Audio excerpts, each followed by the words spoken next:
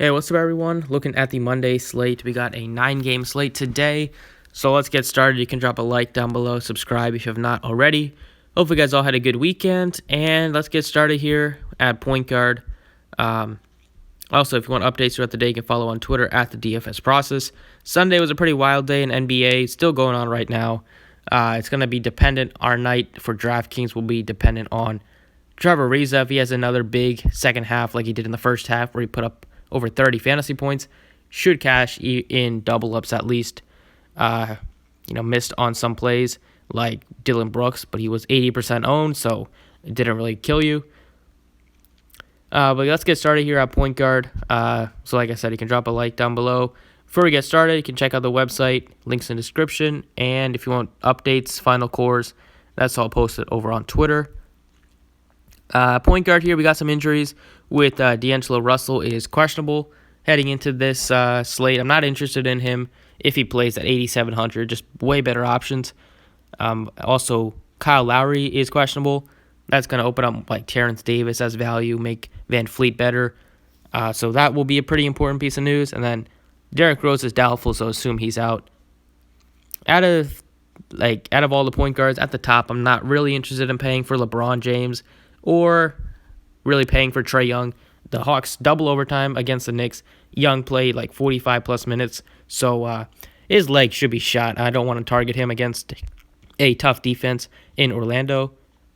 I'd much rather go to like a Dinwiddie 7,900 or a Van Fleet if Lowry's out. I also love LeVert. Nobody's been playing LeVert. He was like 10% owned on Saturday. It was all over that. 6,300, put up 50 fantasy points. And it's going to continue playing him. If you watch the games, you know that this offense is just revolving around Karis LeVert and Spencer Dinwiddie. Nobody else is really making much of an impact in terms of usage. And then Jamal Murray looks good just because Will Barton is out again. And another guy I like is Reggie Jackson at 66. Just like Jackson, I like the price point. The matchup is great against a bad Charlotte team. Just got 31 minutes against the Knicks because it was a back-to-back. Still, coming back from missing a lot of time due to his back. They didn't want to push him for a ton of minutes against the Knicks in a back-to-back, but should get back up to a lot of minutes tonight, at least like 33, 34 against the Hornets. It's a slow-paced game in terms of the Hornets are very slow, but their defense is so bad that Jackson should be able to make value and definitely has a ceiling at this price point. Over at shooting guard, I am looking at Dinwiddie 7,900. Van Fleet, if Lowry's out, looks good. As does that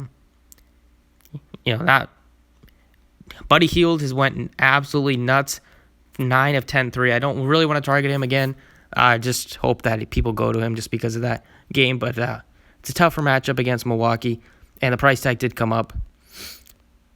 So really, I'm looking at the top. It's Dinwiddie, Wiggins looks good at 78, just because there's not a lot of options. Because after you get past like a Donovan Mitchell, the players just it's a big drop from the top to the mid range. Now for value, there's quite a bit of value at this position, starting with Terrence Davis. If Lowry's out, if Lowry's in, you don't have to consider him. And then Beasley went nuts for us on Saturday. Shout out Beasley. If Russell's out, then I think he looks very good. If Russell is in, then you don't have to play Beasley, just because the minutes might be a little bit lower. Also, the production should come down. Probably won't be taking 19 shots if D'Angelo Russell is starting. And then I would say that probably the best play is going to be 4,200 for Victor Oladipo. It just doesn't make sense why his price tag is that cheap on DraftKings. It's gone down $700 from his last game where he rested on a back-to-back. So he's pretty well rested, been in the starting lineup, and should probably play 28 minutes. Good matchup against Brooklyn. It's just a misprice. Should be the chalk play of the day. Over at small forward, I'm not looking to pay up for LeBron. I'm looking at like Andrew Wiggins, Karis LeVert. I love LeVert at 7,000 as my two spend ups. And then for value, there's not a lot right now at this position. Maybe things will change throughout the day, but right now I'll probably be paying up at this position. Maybe you could play like Anunoby if you want to take a shot. But it is a little bit risky with him. I think going to Levert, you know exactly what you're going to get. A guy that has the ball in his hands quite a bit.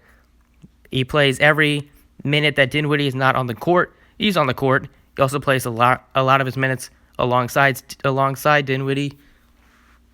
And just been so aggressive lately since Irving's been out.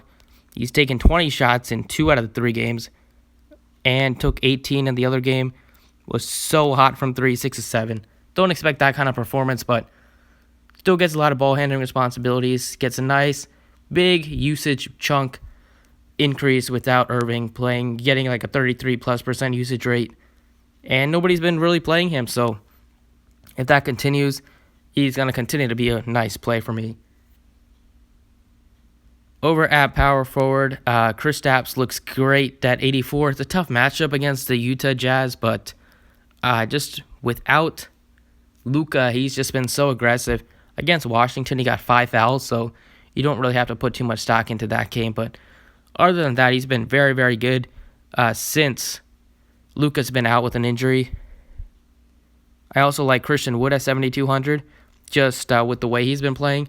And even though Morris is expected to be back for this game, I don't think that Wood's going to lose a lot of minutes. He'll probably still start. If he doesn't start for some reason, then I won't be interested. But I like him quite a bit given that price point.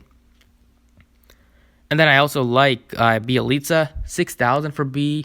Jelly is pretty appealing on a slate where, you know, there's not a lot at this position, like below 6,000. There's not a lot that I like. So I think going with Bjelica, the Kings are still banged up at the center, and they're even worse. Like against the Spurs, they were very thin just because Alex Len is still not available to play. So no Dedmon. Obviously got traded to the Hawks. So they're really going with Bjelica and Giles as the big guys on the team right now. So he's going to get a lot of center minutes as well, and should get a good matchup here. It's a spot where he can have a good game just because the Bucks give up so many 3-point attempts, and Bjelica has been so hot from distance. You could have like a ceiling game here. It's a fast-paced matchup. Over at center, I like Towns if Russell's out. Jokic looks good either way at 10-2. Just been super good lately. I needed a bigger game out of him. Like anything bigger would have been taken down a lot on Saturday. And then I think you can go with like Kristaps, 8,400 looks fine. Rudy Gobert is only 78. That looks good as well. But I also like Serge Ibaka as like a cheap play. 65 is just a nice price point. We know that Gasol has been ruled out for this game. Only took 9 shots. Don't really expect that to happen again. The minutes were a little bit lower as well. It was a second of a back-to-back. So after playing 40 minutes against Indiana the other day, the day before, he was definitely feeling it. He's a veteran, an older player. So expecting to bounce back in a good matchup against Minnesota. And then at forward, Christian Wood looks good. 7,200, just with the ceiling that he has. Should probably still play at center, and I like him even more if they start Morris instead of Thon Maker. We'll get a lot more minutes at the 5, and just been a monster. So you should definitely get minutes. They want to see what they have with him now that they traded away Drummond. And then over on Fanduel here, at the top, I'm still not really looking to get to Trae Young. I think Dinwiddie looks good. Jamal Murray looks good. And Reggie Jackson looks great. 59 for Jackson is just really appealing. I also think Conley looks good at 5,700. So those are the 4 that I like a lot. But Reggie Jackson is too cheap with Derrick Rose doubtful.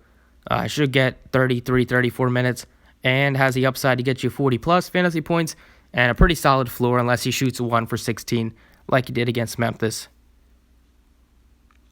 Over at shooting guard, I like D'Angelo Russell is a lot more appealing here if he plays at 73 compared to 87 on DraftKings.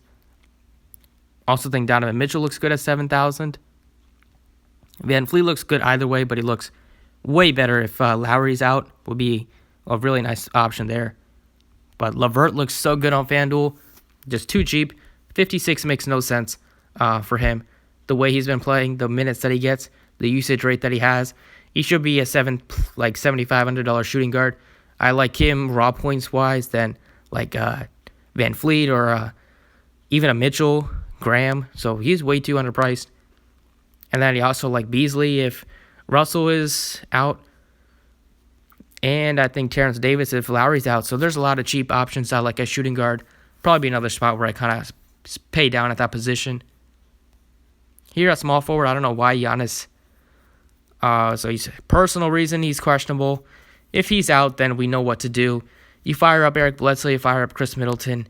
They're the two guys that are going to dominate the usage. And then you could even play like an Ilyasova or a Brook Lopez. Wiggins looks fine here, 77, not jumping off the page or anything. I kind of like Kelly Oubre, 67. This position is pretty weak.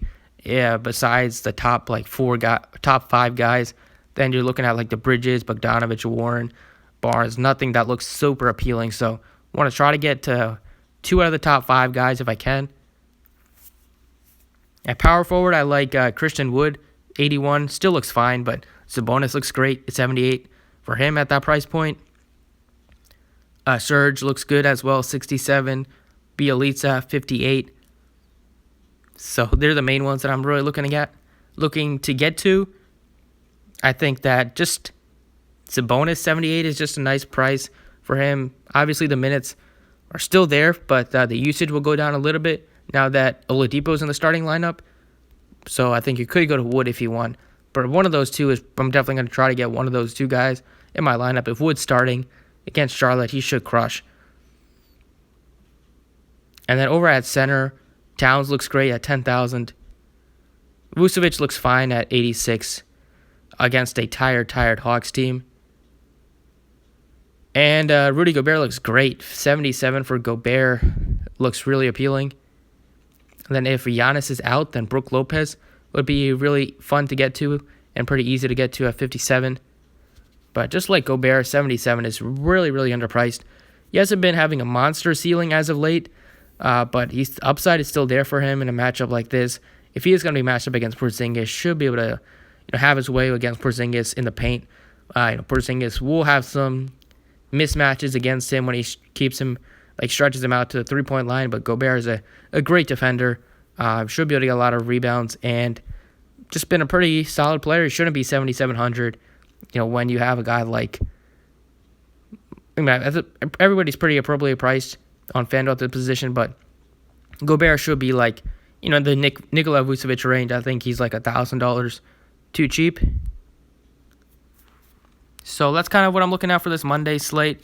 A lot of probably moving parts still to come. But that's it. Thanks for watching. Appreciate it. You can drop a like if you enjoyed.